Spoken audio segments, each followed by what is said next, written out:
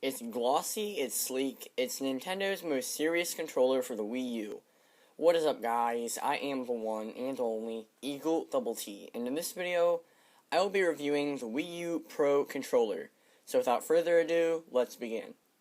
This controller retails for $50, which is considerably cheaper than the Xbox One and PS4 controllers. However, you're not getting quite as much, and it's not as refined as those controllers. But this is a good controller nonetheless. It feels pretty good. It doesn't feel like a toy or anything. However, it is considerably lighter than the Xbox One S and PS4 controllers. But it's not too light, and it feels like a pretty well-made controller. Now, when you open this controller up, you will find the Wii U Pro controller, some safety information, and the 12-month warranty information, and a very nice, long, mini USB cable, which is longer than most cables that are included in controllers today.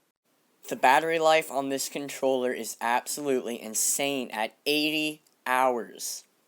So you can basically play this for all day, playing Mario Kart 8 or Super Smash Bros. Or whatever you want all day, and it won't run out of battery, which is very nice and convenient.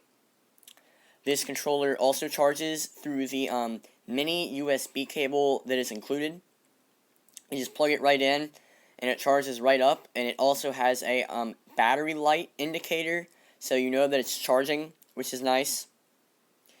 This controller also has a removable battery. Just open up the flap on the back or the door, just pull it right off, and you are exposed to the battery, so that way if it goes bad or anything like that, you can replace it very easily.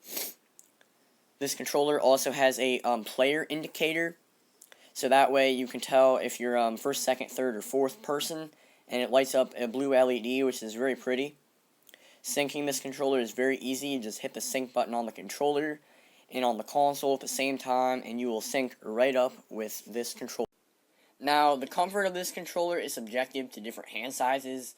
However, a lot of people, myself included, think this is a very comfortable controller.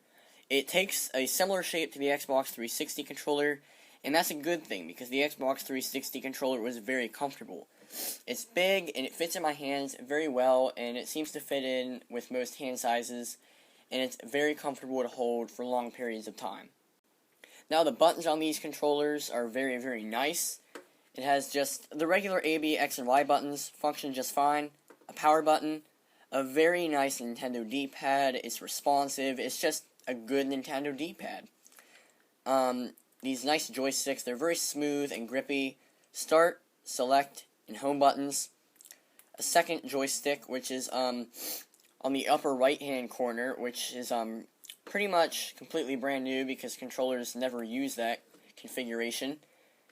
ZR and ZL, Z and R, which are the bumpers.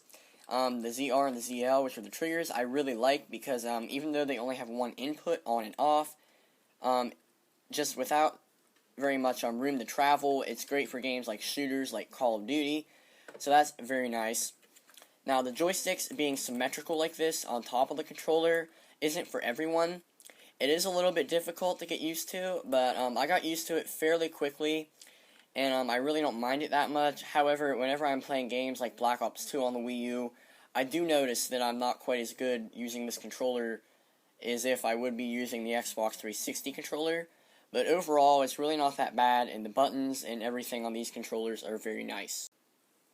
In the end, this controller does have its flaws. Like, it is very, very glossy, and the symmetrical joysticks aren't for everyone. But it's comfortable, it has a nice D-pad and joysticks, and the battery life is absolutely insane at 80 hours.